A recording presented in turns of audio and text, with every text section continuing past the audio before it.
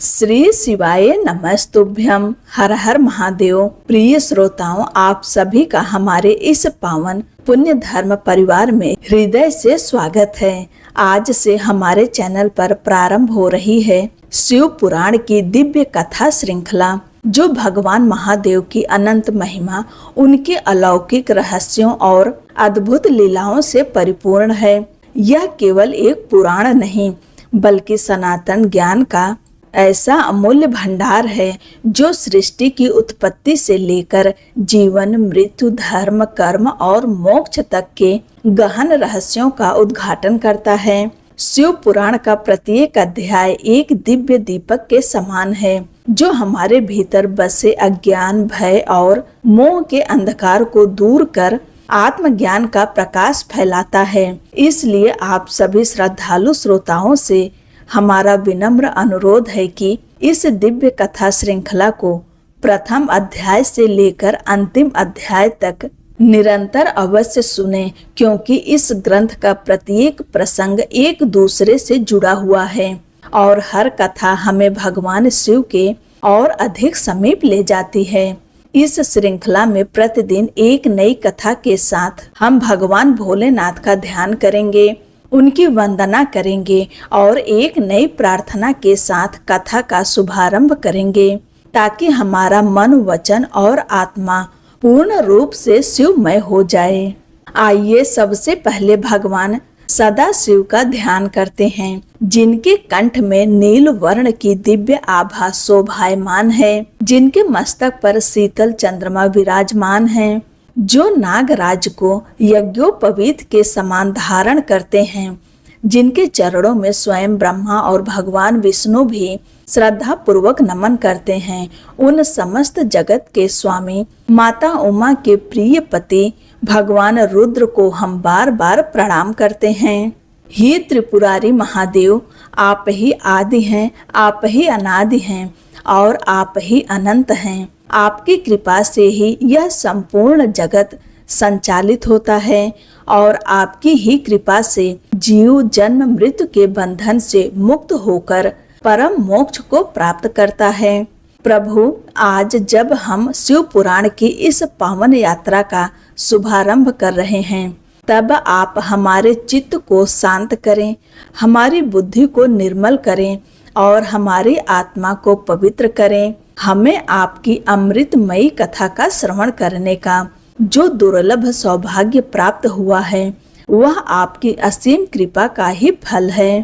कृपा करके इस कथा को समझने, आत्मसात करने और अपने जीवन में उतारने की शक्ति भी हमें प्रदान करें।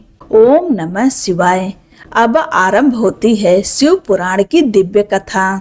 नैमिषारण्य के पवित्र वन में एक समय अनेक महर्षि एकत्र होकर महान यज्ञ कर रहे थे। उन सभी ऋषियों में श्रेष्ठ महर्षि शौनक ने विनम्र भाव से परम ज्ञानी सूत जी से प्रश्न किया। उन्होंने कहा, हे महाज्ञानी सूत जी, आप समस्त वेदों, शास्त्रों और पुराणों के मर्मज्ञ हैं।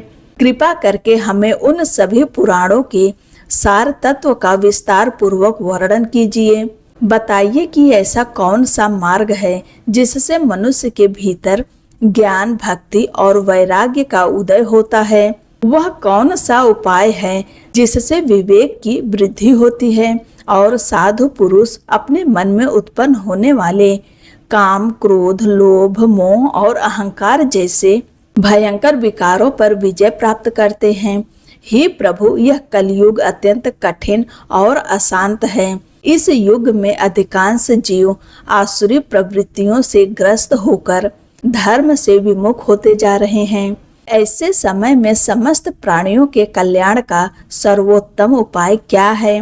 कृपा करके ऐसा शाश्वत साधन बताइए जो समस्त मंगलकारी साधनों में भी सर्वोत्तम हो, समस्त पवित्र उपायों में भी सबसे अधिक पवित्र करने वाला हो और जिसका केवल श्रद्धा पूर्वक अनुष्ठान करने मात्र से मनुष्य का अंतःकरण पूर्ण रूप से शुद्ध हो जाए। हे तात, ऐसा साधन बताइए जिसके प्रभाव से निर्मल हृदय वाला मनुष्य सदा सर्वदा भगवान शिव की दिव्य प्राप्ति कर सके। महर्षि शौनक के इन अत्यंत पवित्र और लोक कल्याणकारी प्रश्नों को सुनकर सूत जी अत्यंत प्रसन्न हुए। उनके मुखमंडल पर दिव्य तेज प्रकट हो उठा। वे मधुर वाणी में बोले, हे मुनि श्रेष्ठ शौनक, आप वास्तव में धन्य हैं। आपके हृदय में भगवान की कथा सुनने की जो निष्कपट श्रद्धा और गहरी लालसा है, वही आपके महान भाग्य का प्रमाण है। इसलिए मैं आज आपको अत्यंत पवित्र, परम श्रेष्ठ और समस्त शास्त्रों का सार स्वरूप वह दिव्य ग्रंथ सुनाने जा रहा हूँ, जो भक्ति, ज्ञान और वैराग्य को बढ़ाने वाला है, भगवान शिव को अत्यंत प्रिय है और जिसका श्रवण कानों के लिए अमृत के समान है।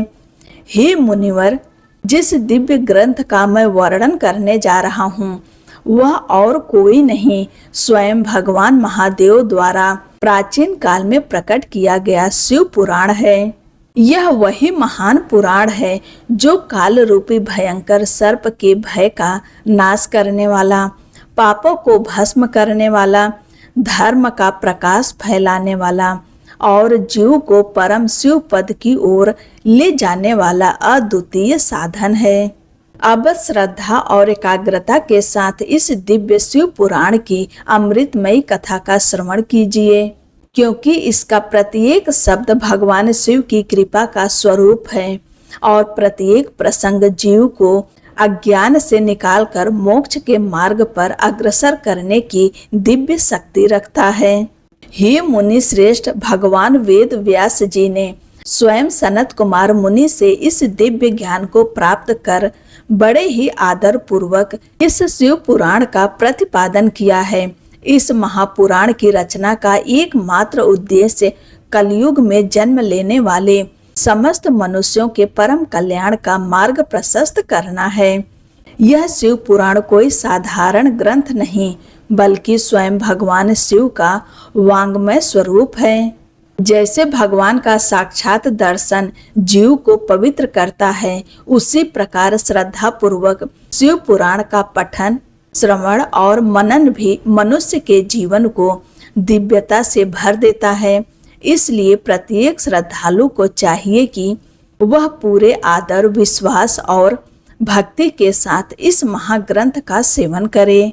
जो मनुष्य श्रद्धा पूर्वक शिव पुराण का अध्ययन करता है अथवा प्रेम पूर्वक इसकी कथा का श्रवण करता है, उसके हृदय में भगवान शिव के प्रति निष्काम भक्ति का उदय होता है। वही भक्ति धीरे धीरे उसे सर्वोच्च आध्यात्मिक स्थिति तक पहुंचाकर अंततः शिव पद की प्राप्ति करा देती है। इसलिए बुद्धिमान मनुष्यों ने सदैव इस पुराण के अध्ययन और श्रवण को अपने जीवन का परम साधन माना है। इस दिव्य शिव पुराण की कथा को प्रेम पूर्वक सुनने वाला मनुष्य अपने समस्त मनोवांछित फलों को प्राप्त करता है। उसके पाप नष्ट हो जाते हैं, जीवन में उसे श्रेष्ठ सुख और ऐश्वर्य प्राप्त होते हैं तथा अंत समय में वह भगवान शिव के दिव्य धाम शिवलोक को प्राप्त करता है। यह महान शिव पुराण 24,000 श्लोकों से युक्त है और 7 पवित्र संहिताओं में विभाजित है। जो मनुष्य भक्ति, ज्ञान और वैराग्य से युक्त होकर इसका श्रद्धा पूर्वक श्रवण करता है, उसका जीवन धन्य हो जाता है। जो प्रतिदिन नियम पूर्वक शिव पुराण का पाठ करता है अथवा उसकी कथा सुनता है, वह निश्चय ही महान पुण्यात्मा कहलाता है। इसमें तनिक भी संदेह नहीं है। और जो मनुष्य अपने जीवन के अंतिम समय में भी श्रद्धा और भक्ति से इस पुराण का श्रवण करता है, उस पर भगवान महेश्वर अत्यंत प्रसन्न होकर उसे अपना परम धाम प्रदान करते हैं। इतना ही नहीं, जो श्रद्धालु प्रतिदिन आदर पूर्वक शिव पुराण का पूजन करता है, वह इस संसार में समस्त सुखों और भोगों का उपभोग करने के पश्चात अंत में भगवान शिव के चरणों में स्थान प्राप्त करता है।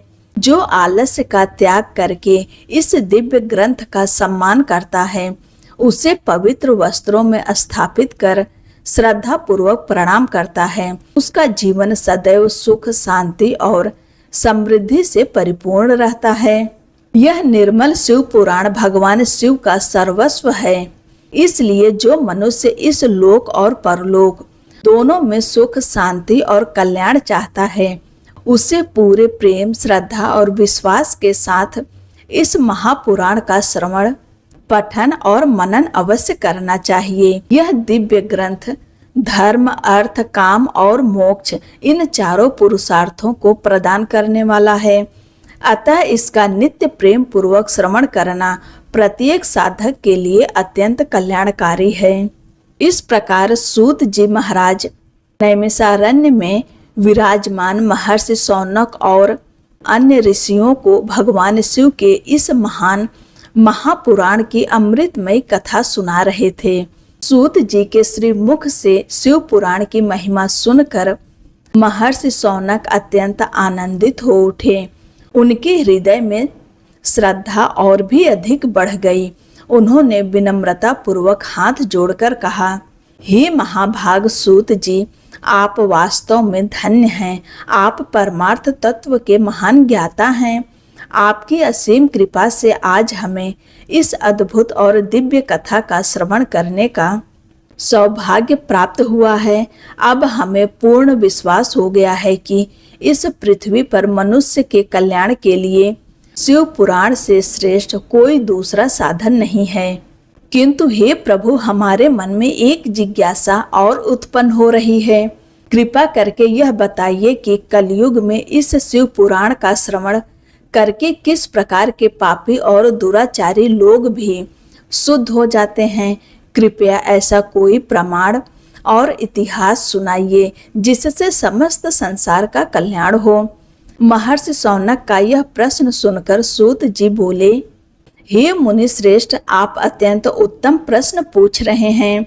वास्तव में इस शिव पुराण की महिमा इतनी महान है कि जो मनुष्य पापों में डूबा हो, जो दुराचारी हो, छल कपट से भरा हुआ हो, जो काम, क्रोध, लोभ और मोह के वश होकर जीवन व्यतीत करता हो, वह भी यदि श्रद्धा पूर्वक इस पुराण का श्रवण या पठन करे तो उसके समस्त पाप नष्ट हो जाते हैं और उसका अंतःकरण निर्मल हो जाता है। सूत जी आगे कहने लगे, बहुत प्राचीन समय की बात है कि रातों के एक नगर में देवराज नाम का एक ब्राह्मण रहता था। यद्यपि वह जन्म से ब्राह्मण था, किंतु उसके आचरण ब्राह्मणों जैसे बिल्कुल भी नहीं थे। वह ज्ञान से रहित, अत्यंत दरिद्र और अधर्म के मार्ग पर चलने वाला व्यक्ति था। उसने वैदिक धर्म का त्याग कर दिया था। स्नान, संध्या, जप, तप और अपने सभी नित्य कर्मों से वह विमुख हो चुका था। जीविका के लिए वह रस बेचने का कार्य करता था और छल कपट को ही अपनी बुद्धिमानी समझता था। उसका स्वभाव इतना दुष्ट था कि जो भी व्यक्ति उस पर विश्वास करता, वह किसी न किसी बहाने उसे धोखा देकर उसका धन हड़प लेता। उसने ब्राह्मण, क्षत्रिय, वैश्य, शूद्र किसी के साथ भी न्याय नहीं किया। अनेक लोगों की हत्या करके उनका धन छीन लिया, परंतु उस पाप से अर्जित संपत्ति का एक अंश भी कभी धर्म, दान या पुण्य के कार्यों में नहीं लगाया। वह वेश्याओं के संग रहने वाला, दुर्व्यसनों में डूबा हुआ और सभी प्रकार से सदाचार से पतित मनुष्य था। उसके जीवन में न धर्म था, न करुणा, न सत्य और न ही भगवान के प्रति श्रद्धा। किंतु भगवान की लीला बड़ी अद्भुत होती है। जब उनके हृदय में किसी जीव पर कृपा करने का संकल्प होता है, तब वे उसके जीवन की दिशा ही बदल देते हैं। एक दिन ऐसा ही हुआ। दैव योग से इधर उधर भटकता हुआ वह देवराज प्रतिष्ठानपुर अर्थात आज के झूसी प्रयाग क्षेत्र में जा पहुंचा। वहां उसकी दृष्टि एक अत्यंत प्राचीन और पवित्र शिवालय पर पड़ी, जहां अनेक संत, महात्मा और भक्तजन एकत्र होकर भगवान शिव की आराधना कर रहे थे। रात्रि विश्राम के लिए देवराज भी उसी शिवालय में ठहर गया, परंतु ईश्वर की अद्भुत व्यवस्था देखिए, वहां पहुंचते ही उसे तीव्र ज्वर ने घेर लिया। उसका शरीर तेज बुखार से तपने लगा और वह अत्यंत पीड़ा से व्याकुल हो उठा। किंतु उसी समय भगवान शिव की असीम कृपा उस पर बरसने लगी।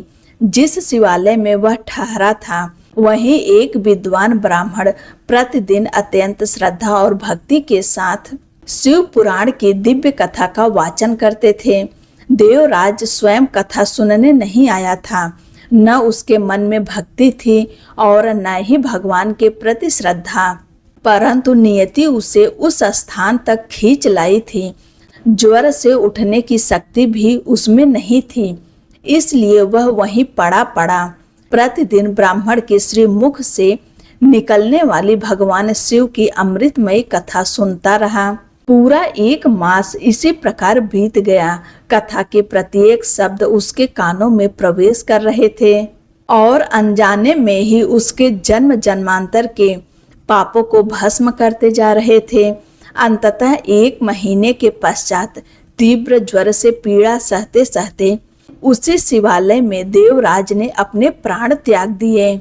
जैसे ही उसकी मृत्यु हुई उसी क्षण यमराज के भयंकर दूत वहां आ पहुंचे। उनके हाथों में कठोर पाश थे। उन्होंने देवराज के सूक्ष्म शरीर को बांध लिया और बलपूर्वक उसे यमपुरी की ओर ले जाने लगे, क्योंकि उसके जीवन में पापों के अतिरिक्त कुछ भी नहीं था। किंतु तभी एक अद्भुत घटना घटी। अचानक शिवलोक से भगवान महादेव के दिव्य पार्षद वहां प्रकट हुए। उनका गौर वर्ण शरीर कपूर के समान उज्जवल था। उनके हाथों में तेजस्वी त्रिशूल सुशोभित थे। समस्त शरीर पवित्र भस्म से विभूषित था और रुद्राक्ष की मालाएं उनके दिव्य स्वरूप की शोभा को और भी बढ़ा रही थी। उनके तेज के सामने यमदूतों का बल छीड़ पड़ गया। भगवान शिव के उन पार्षदों ने क्रोध पूर्वक यमदूतों को ललकारा। उन्होंने उन्हें डांटा, परास्त किया और देवराज को उनके बंधन से मुक्त करा लिया। इसके बाद उन्होंने उस पापी ब्राह्मण को एक अत्यंत दिव्य और अद्भुत विमान में बैठाया। जैसे ही वे उसे लेकर कैलाश पर्वत की ओर प्रस्थान करने लगे, यमपुरी में चारों ओर महान कोलाहल मच गया।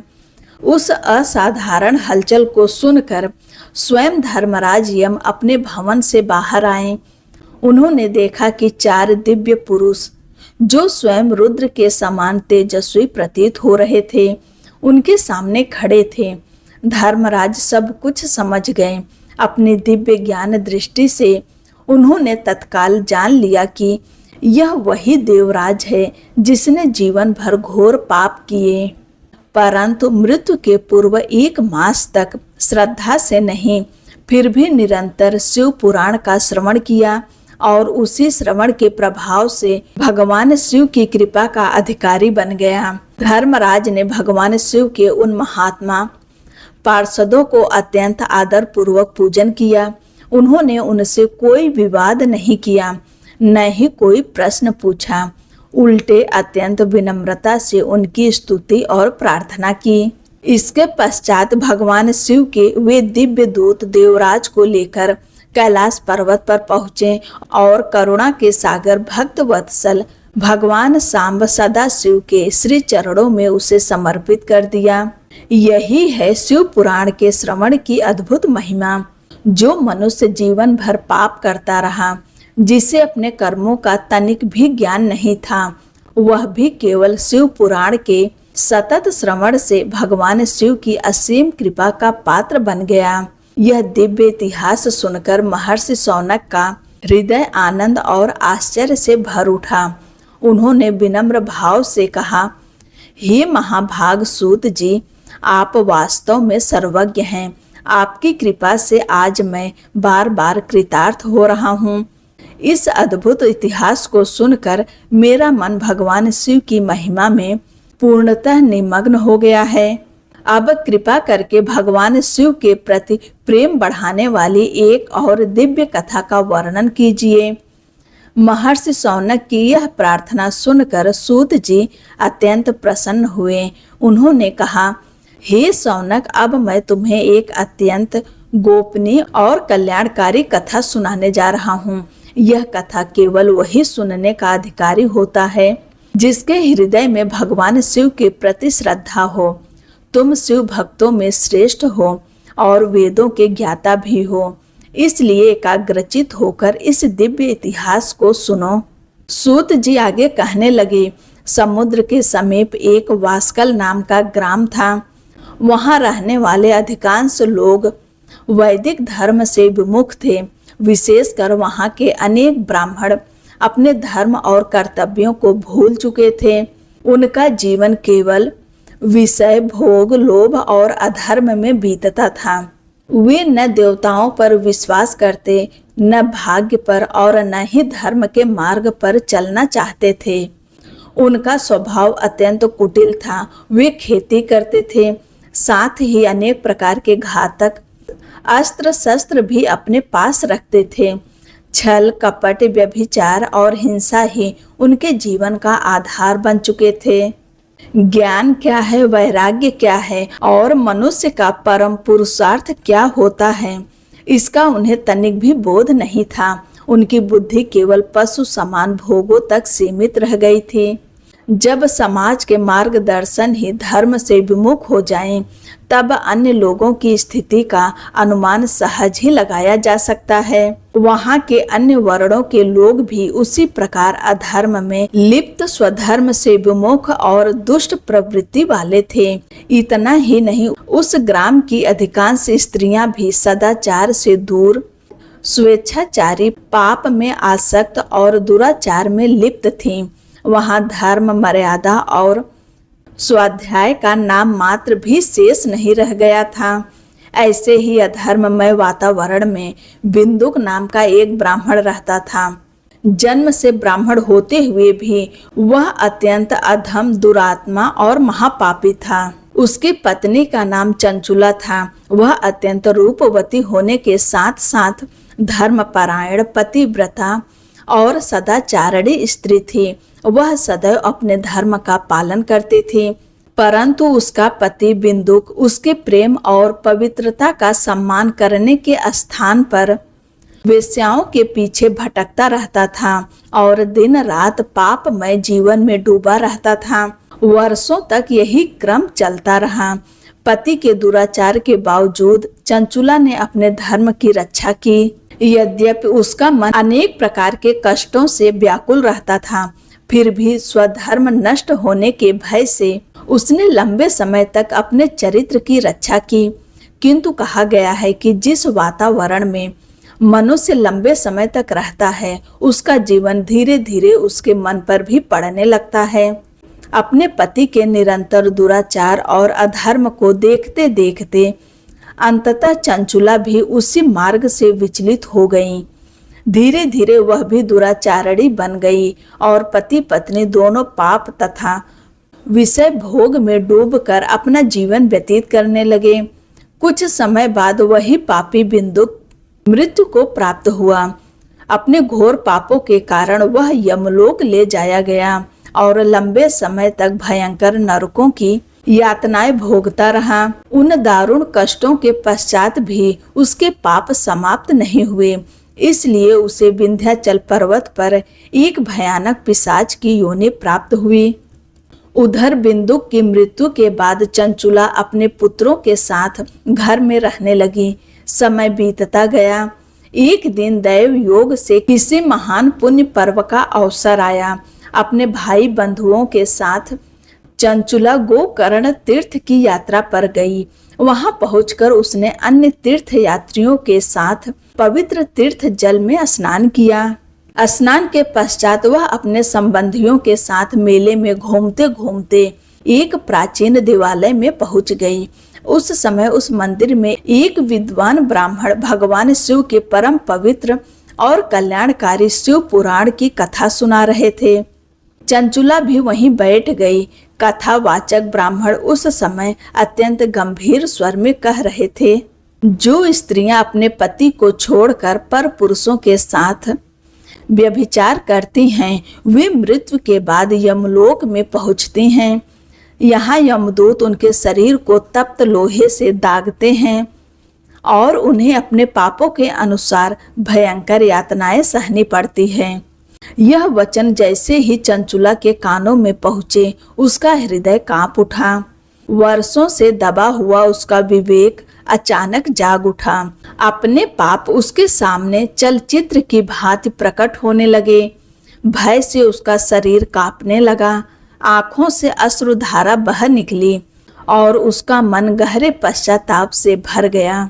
उसे पहली बार अपने जीवन की भूलों की वास्तविक बोध हुआ। कुछ देर बाद वह कांपते हुए कदमों से कथा सुनाने वाले उस विद्वान ब्राह्मण के समीप पहुंची। उसकी आंखों से अश्रुधारा बह रही थी। उसने दोनों हाथ जोड़कर विनम्र स्वर में कहा, हे ब्राह्मण देव, मैं अपने धर्म को नहीं जानती थी। अज्ञानवश मेरे हाथों अत्यंत घोर पाप और दुराचार हुए हैं। आज आपकी वाणी से निकली इस वैराग्यमय शिव कथा को सुनकर मेरा हृदय भय से कांप उठा। हे प्रभु, मुझ पर कृपा कीजिए। अब मेरे उद्धार का कोई दूसरा मार्ग नहीं है। मैं आपकी शरण में आई हूँ। आज पहली बार मुझे अपने जीवन की वास्तविक स्थिति का ज्ञान हुआ है। संसार के विषय भोग अब मुझे विष के समान प्रतीत हो रहे हैं। मेरे मन में वैराग्य उत्पन्न हो गया है। धिक्कार है मेरे जीवन को, धिक्कार है मेरी मूर्खता को। मैं पापों में डूबी रही, अपने धर्म से विमुख हो गई और अधर्म के मार्ग पर चलती रही। अब न जाने मेरे लिए कितनी भयंकर दुर्गति प्रतीक्षा कर रही होगी। हाय, मेरा जीवन तो व्यर्थ चला गया। मैं पापों में ही डूबती रही। अब मुझे अपने अपराधों का स्मरण करके ऐसा प्रतीत होता है मानो हृदय फट रहा हो। हे ब्राह्मण देव, आज से आप ही मेरे गुरु हैं, आप ही मेरे पिता हैं, आप ही मेरी माता हैं। मैं आपकी शरण में आई हुई एक दीन असहाय स्त्री हूँ। कृपा करके मेरा उद्धार कीजिए। केवल आप ही मुझे इस भयंकर पाप सागर से पार लगा सकते हैं। सूत जी बोले, हे सौनक, इतना कहकर चंचुला फूट फूट कर रोने लगी और उस करुणामय ब्राह्मण के चरणों में गिर पड़ी। उसकी सच्ची पश्चातापपूर्ण दशा देखकर उस महात्मा ब्राह्मण का हृदय दया से भर उठा। उन्होंने स्नेह पूर्वक उसे उठाया और बड़े ही मधुर तथा करुणामय स्वर में कहा, हे ब्राह्मण पत्नी, आज तुम्हारा महान सौभाग्य जाग उठा है। भगवान शंकर की असीम कृपा से तुम्हें समय रहते चेतना प्राप्त हो गई। शिव पुराण की इस वैराग्यमयी कथा ने तुम्हारे अंतःकरण को झकझोर दिया है और तुम्हारे भीतर सोया हुआ विवेक जाग उठा। अब तुम किसी प्रकार का भय मत करो। भगवान शिव की शरण में जाने वाले का कभी विनाश नहीं होता। उनकी कृपा से बड़ा पाप भी क्षण भर में नष्ट हो जाता है। मैं तुम्हें भगवान शिव की महिमा से युक्त उस परम कल्याणकारी ज्ञान का उपदेश दूंगा, जिसके प्रभाव से तुम्हें सदैव सुख देने वाला उत्तम गति प्राप्त होगी। देखो, केवल शिव पुराण की कथा सुनने मात्र से ही तुम्हारी बुद्धि निर्मल हो गई है। तुम्हारे भीतर अपने पापों के प्रति सच्चा पश्चाताप जागृत हुआ है और विषय भोगों के प्रति वैराग्य भी उत्पन्न हो गया है। यही भगवान शिव की कृपा का प्रथम संकेत है। हे देवी, जान लो कि पापी मनुष्यों के लिए सबसे बड़ा प्रायश्चित सच्चा पश्चाताप ही है। महापुरुषों ने कहा है कि पश्चाताप ही समस्त पापों को धो डालने वाला महान साधन है। जो व्यक्ति विधि पूर्वक प्रायश्चित तो कर लेता है, परंतु अपने कुकर्मों पर उसे भीतर से ग्लानि नहीं होती, वह प्रायः उत्तम गति को प्राप्त नहीं कर पाता। परंतु जिसे अपने किए हुए पापों पर सच्चे हृदय से पश्चाताप होता है, वह निश्चय ही भगवान की कृपा का अधिकारी बनता है। इसमें तनिक भी संशय नहीं है। हे पुत्री, शिव पुराण की कथा मनुष्य के अंतःकरण को जिस प्रकार निर्मल करती है, वैसा दूसरा कोई साधन नहीं कर सकता। जिस प्रकार धूल से ढका हुआ दर्पण साफ करने पर पुनः चमक उठता है, उसी प्रकार शिव पुराण का श्रवण मनुष्य के मन पर जमी हुई पाप, मोह, अज्ञान की मलिनता को दूर कर देता है। मन पूर्णतः निर्मल हो जाता है और जब मन शुद्ध हो जाता है, तब उसी निर्मल हृदय में माता पार्वती सहित भगवान सदाशिव स्वयं विराजमान होते हैं। ऐसा मनुष्य विशुद्ध आत्मा बनकर अंततः भगवान सांब सदाशिव के परम धाम को प्राप्त करता है। इसलिए यह शिव कथा समस्त मनुष्यों के कल्याण का बीज है। श्रद्धा, विश्वास और भक्ति के साथ इसका श्रवण तथा सेवन करनी चाहिए। यह संसार रूपी रोग का अचूक औषध है। केवल कथा सुनना ही पर्याप्त नहीं है। कथा सुनने के बाद उसके उपदेशों का मनन करना चाहिए, उन्हें अपने हृदय में धारण करना चाहिए और जीवन में उतारने का प्रयास करना चाहिए। ऐसा करने से मन पूर्ण रूप से शुद्ध हो जाता है और जब मन निर्मल होता है तब भगवान महेश्वर की भक्ति अपने दोनों दिव्य पुत्रों ज्ञान और वैराग्य के साथ स्वयं प्रकट हो जाती है। उसके पश्चात भगवान शिव की असीम कृपा से जीव को दिव्य मुक्ति प्राप्त होती है। इसमें तनिक भी संदेह नहीं है। इसलिए हे ब्राह्मण पत्नी, अब अपने मन को विषय वासनाओं से हटाकर पूर्ण श्रद्धा और भक्ति के साथ भगवान शंकर की इस परम पावन कथा का निरंतर श्रवण करो। शिव पुराण की अमृतमयी कथा तुम्हारे अंतःकरण को पूर्ण रूप से निर्मल कर देगी। तुम्हारे सभी पाप नष्ट हो जाएंगे और अंततः तुम्हें भगवान शिव के परम धाम की प्राप्ति होगी। मैं तुमसे सत्य कहता हूँ, जो मनुष्य निर्मल हृदय से भगवान शिव के चरण कमलों का चिंतन करता है वह इसी एक जन्म में मुक्ति का अधिकारी बन जाता है। सूत जी आगे कहने लगे, हे मुनि श्रेष्ठ शौनक। इतना कहकर वे महान शिव भक्त ब्राह्मण मौन हो गए। उनका हृदय भगवान शिव की करुणा से पूर्णतः द्रवित हो उठा। वे अपनी दृष्टि भीतर की ओर लगाकर भगवान सदाशिव के दिव्य ध्यान में लीन हो गए। उधर ब्राह्मण के इन अमृतमय वचनों को सुनकर चंचुला के हृदय का सारा भय धीरे धीरे दूर होने लगा। उसके भीतर आशा की एक नई किरण जाग उठी। उसे विश्वास हो गया कि यदि भगवान शिव की शरण सच्चे मन से ग्रहण कर ली जाए तो संसार का कोई भी पाप इतना बड़ा नहीं कि उनकी कृपा से उसे क्षमा न कर सके। सूत जी बोले, इतना कहकर चंचुला ने हाथ जोड़कर उस महात्मा ब्राह्मण की शरण ग्रहण कर ली। उसके हृदय में अब केवल एक ही अभिलाषा थी, भगवान शिव की कथा सुनना और अपने जीवन को पवित्र बनाना।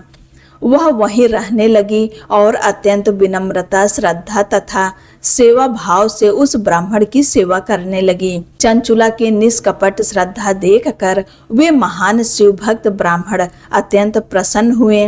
उन्होंने उसी पवित्र स्थान पर उसे भगवान शिव की महिमामय शिव पुराण की विस्तृत कथा सुनानी आरंभ की। इस प्रकार गोकर्ण महातीर्थ में चंचुला ने उस परम पवित्र शिव पुराण का श्रवण किया, जो भक्ति, ज्ञान और वैराग्य को बढ़ाने वाला तथा जीव को मोक्ष प्रदान करने वाला दिव्य महाग्रंथ है। दिन बीतते गए और कथा का प्रत्येक प्रसंग उसके हृदय को निर्मल करता गया। उसके भीतर के समस्त पाप, मोह और अज्ञान धीरे धीरे नष्ट होने लगे। कुछ ही समय में उसका अंतःकरण पूर्णतः शुद्ध हो गया। भगवान शिव की असीम कृपा से उसके हृदय में भगवान के सगुण स्वरूप का अखंड ध्यान जागृत हो गया। इस प्रकार भक्ति, ज्ञान और वैराग्य से परिपूर्ण होकर उसने अपना शेष जीवन भगवान शिव की आराधना में व्यतीत किया। समय आने पर बिना किसी कष्ट के अत्यंत शांत चित्त और भगवान शिव का स्मरण करते हुए चंचुला ने अपने नश्वर शरीर का त्याग कर दिया। भगवान त्रिपुरारी शिव द्वारा भेजा गया एक अलौकिक विमान तीव्र गति से वहां आ पहुंचा।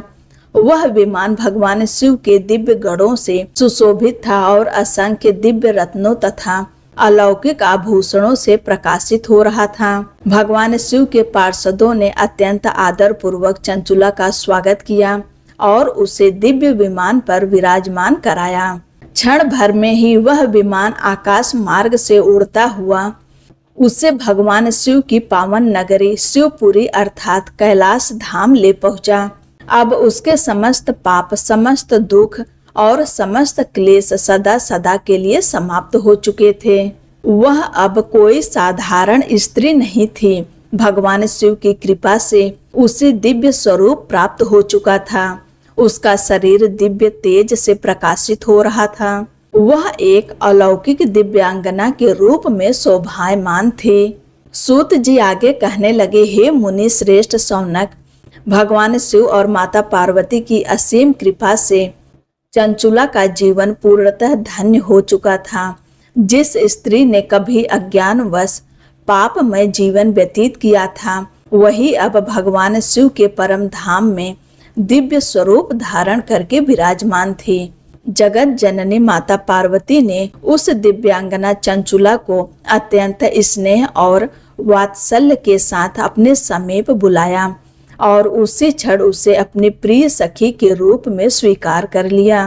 कुछ समय बीतने के पश्चात एक दिन चंचुला परम आनंद में निमग्न होकर माता पार्वती के श्री चरणों में पहुंची।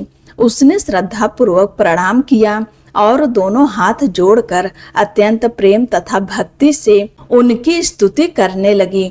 वह विनीत भाव से बोली, हे गिरिराज हिमवान की परम पावन पुत्री, हे स्कंद माता, हे जगदम्बा उमा, जो मनुष्य श्रद्धा पूर्वक आपकी उपासना करता है उससे समस्त प्रकार के सुख और कल्याण की प्राप्ति होती है।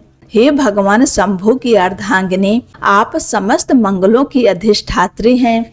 आप स्वयं ब्रह्म स्वरूपिणी हैं। ब्रह्मा विष्णु तथा समस्त देवगण भी श्रद्धा पूर्वक आपकी सेवा करते हैं। हे माता, आप ही सगुण हैं, आप ही निर्गुण हैं, आप ही सूक्ष्म हैं और आप ही सच्चिदानंद स्वरूप आदि शक्ति हैं। समस्त सृष्टि की उत्पत्ति, पालन और संहार आपकी ही शक्ति से होता है। तीनों गुण सत्व रज और तम भी आपकी ही अधीनता में स्थित है। ब्रह्मा विष्णु और महेश, इन तीनों देवताओं की आधार शक्ति भी आप ही हैं। समस्त ब्रह्मांड आपकी महाशक्ति से ही संचालित होता है। हे जगदम्बे, मैं आपको बार बार प्रणाम करती हूँ। सूत जी बोले, हे शौनक, इस प्रकार माता पार्वती की स्तुति करते करते चंचुला का कंठ भर आया। उसके वाणी रुक गई। वह सिर झुकाकर मौन खड़ी रही। उसके नेत्रों से प्रेम और कृतज्ञता के आंसू निरंतर बहने लगे। चंचुला की निष्कपट भक्ति देखकर भगवान शंकर की प्रिय अर्धांगिनी भक्त वत्सला माता पार्वती का हृदय करुणा से भर उठा। उन्होंने अत्यंत स्नेह पूर्वक चंचुला को संबोधित करते हुए कहा, हे मेरी प्रिय सखी चंचुले, हे सुंदरी, तुम्हारी यह प्रेम पूर्ण स्तुति सुनकर मैं अत्यंत प्रसन्न हुई हूँ। आज तुम जो भी वर मांगना चाहो निसंकोच मांगो। मेरे लिए ऐसा कुछ भी नहीं है जिससे मैं अपने भक्त को न दे सकूं।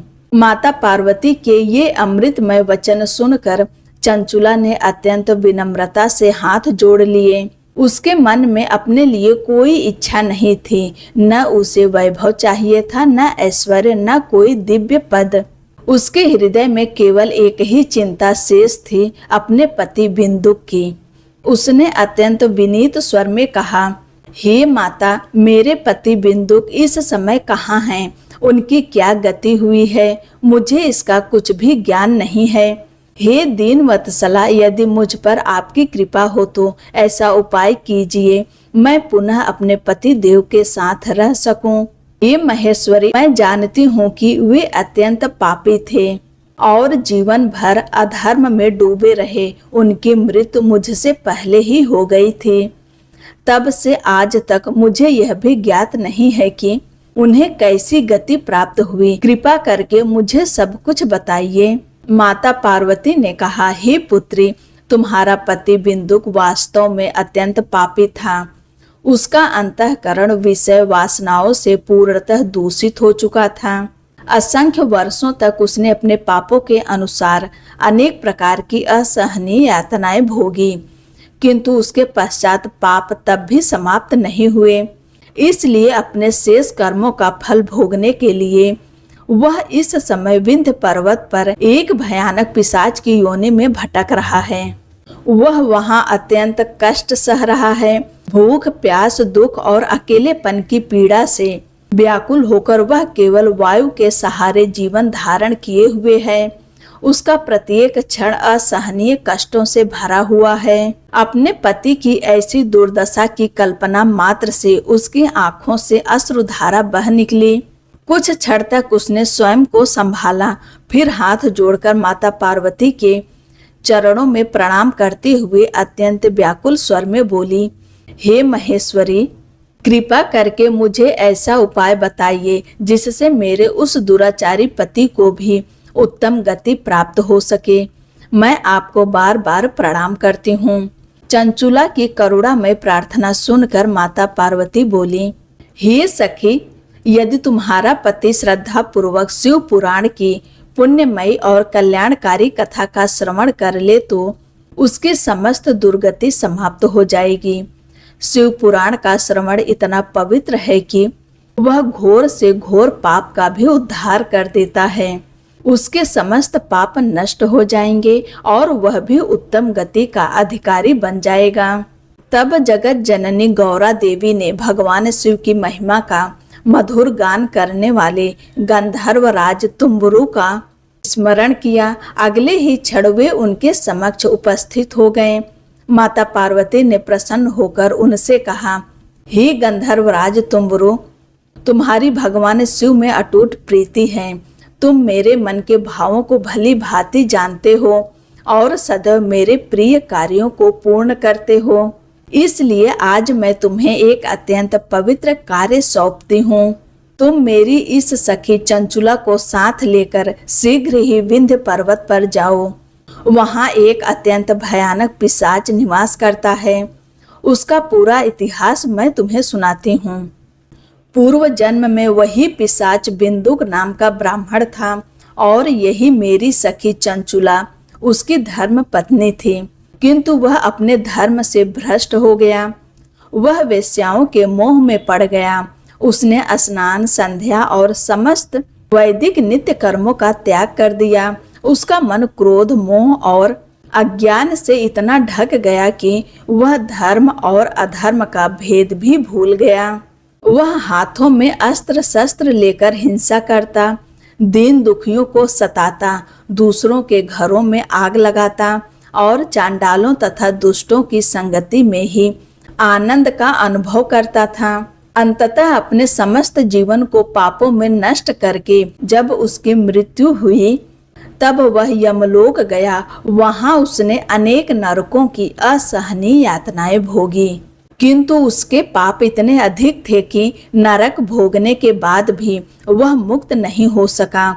इस समय वह विंध्य पर्वत पर पिशाच बनकर अपने शेष पापों का फल भोग रहा है। हे तुम्बरु, तुम वहां जाकर उसके सम्मुख श्रद्धा पूर्वक भगवान शिव के महिमामय शिव पुराण की दिव्य कथा का प्रवचन करना। शिव पुराण का श्रवण समस्त पापों का नाश करने वाला और सबसे महान पुण्यदायक कर्म है। सूत जी बोले, हे सौनक, माता पार्वती की आज्ञा सुनकर गंधर्वराज तुम्बुरु का हृदय आनंद से भर उठा। उन्होंने मन ही मन अपने सौभाग्य की सराहना की कि उन्हें भगवान शिव के एक पतित भक्त के उद्धार का दिव्य कार्य प्राप्त हुआ है। तत्पश्चात वे चंचुला को साथ लेकर दिव्य विमान पर आरूढ़ हुए और तीव्र वेग से विंध्याचल पर्वत की ओर प्रस्थान कर गए। कुछ ही समय में वे उस स्थान पर पहुंच गए जहां बिंदुक पिशाच के रूप में अत्यंत कष्टदायक जीवन व्यतीत कर रहा था। इसके बाद उन्होंने वहां एक विशाल और पवित्र कथा मंडप का निर्माण कराया। सुंदर आसनों, यज्ञ मंडप और भक्ति से परिपूर्ण वातावरण के बीच शिव पुराण की दिव्य कथा का भव्य आयोजन प्रारंभ हुआ। कुछ ही समय में यह समाचार चारों दिशाओं में फैल गया कि माता पार्वती की आज्ञा से गंधर्वराज तुम्बुरु स्वयं एक पिशाच के उद्धार के लिए विंध्य पर्वत पर शिव पुराण की कथा सुना रहे हैं। यह अद्भुत समाचार सुनकर देवर्षि, महर्षि, सिद्ध, गंधर्व, यक्ष तथा असंख्य दिव्य जन वहां एकत्र होने लगे। देखते ही देखते विंध्य पर्वत पर एक अलौकिक और कल्याणकारी सभा सज गई। गंधर्व राज तुम्बुरु ने पिशाच बिंदुक को पास में बांधकर एक आसन पर बैठाया और हाथों में अपनी दिव्य वीणा धारण कर भगवान गौरी शंकर की महिमा का मधुर गान प्रारंभ किया। फिर उन्होंने संपूर्ण श्रद्धा और विधि पूर्वक शिव पुराण का विस्तृत प्रवचन आरंभ किया। उन्होंने प्रथम विद्येश्वर संहिता से लेकर 7वीं वायव्य संहिता तक समस्त शिव पुराण का महात्म सहित अत्यंत स्पष्ट और भावपूर्ण वर्णन किया। कथा का प्रत्येक शब्द अमृत के समान था। सभी श्रोता श्रद्धा और भक्ति के साथ उस दिव्य कथा का श्रवण करते रहे। ज्यों ज्यों कथा आगे बढ़ती गई त्यों त्यों उसके भीतर जन्मों जन्मों के पाप, अज्ञान और मलिनता नष्ट होती गई। जब संपूर्ण 7 संहिताओं का श्रवण समाप्त हुआ तब एक अद्भुत चमत्कार सबके सामने घटित हुआ। पिशाच बिंदुक ने उसी क्षण अपने पिशाच शरीर का परित्याग कर दिया। क्षण भर में ही उसका स्वरूप दिव्य हो उठा। भगवान शिव की कृपा से उसका रूप अत्यंत तेजस्वी हो गया। उसके मस्तक पर चंद्रशेखर की शोभा प्रकट हो रही थी और उसका समस्त व्यक्तित्व दिव्य प्रकाश से आलोकित हो उठा। यह अद्भुत दृश्य देखकर वहां उपस्थित सभी देवर्ष सिद्ध और महात्मा विस्मय से भर उठे। उनका हृदय परमानंद से पुलकित हो उठा। उन्होंने प्रत्यक्ष देखा कि जिस महापापी को संसार में उद्धार के योग्य नहीं माना जाता था, उसी का उद्धार केवल शिव पुराण के श्रद्धा पूर्ण श्रवण से हो गया। सभी ऋषियों और देवताओं ने भगवान महेश्वर की असीम करुणा की बार बार स्तुति की। कथा समाप्त होने पर सभी श्रोता स्वयं को धन्य और कृतार्थ मानते हुए भगवान शिव का यशोगान करते हुए अपने अपने लोक को लौट गए। उधर दिव्य स्वरूप धारण किए हुए बिंदुक अपनी प्रिय पत्नी चंचुला तथा गंधर्व राज तुम्बुरु के साथ सुंदर विमान पर आरूढ़ हुआ। भगवान शिव के गुणों का गान करता हुआ वह विमान आकाश मार्ग से कैलाश धाम की ओर बढ़ चला। कुछ ही समय में वे भगवान शिव के परम पावन धाम पहुंच गए। भगवान शिव ने उसे अपना दिव्य पार्षद बना लिया और माता पार्वती ने चंचुला को अपनी सखी के रूप में सदा के लिए अपने समीप स्थान प्रदान किया। इस प्रकार वह पति पत्नी दोनों भगवान शिव की असीम कृपा से उस घनीभूत ज्योतिर्मय सच्चिदानंद स्वरूप सनातन कैलाश धाम में सदा सदा के लिए अविचल निवास करने लगे। सूत जी बोले, हे मुनि श्रेष्ठ शौनक, यही है भगवान शिव के महिमामय शिव पुराण का अद्भुत प्रभाव। जो महाग्रंथ एक पिशाच बने महापापी का भी उद्धार कर सकता है, वह श्रद्धा पूर्वक उसका श्रवण करने वाले प्रत्येक भक्त का भी कल्याण अवश्य करता है। यह कथा सुनकर शौनक ऋषि अत्यंत भाव विभोर हो उठे। उन्होंने हाथ जोड़कर सूत जी से कहा, हे सूत महाराज, आपको बार बार प्रणाम है। आप धन्य हैं। आप शिव भक्तों में श्रेष्ठ हैं।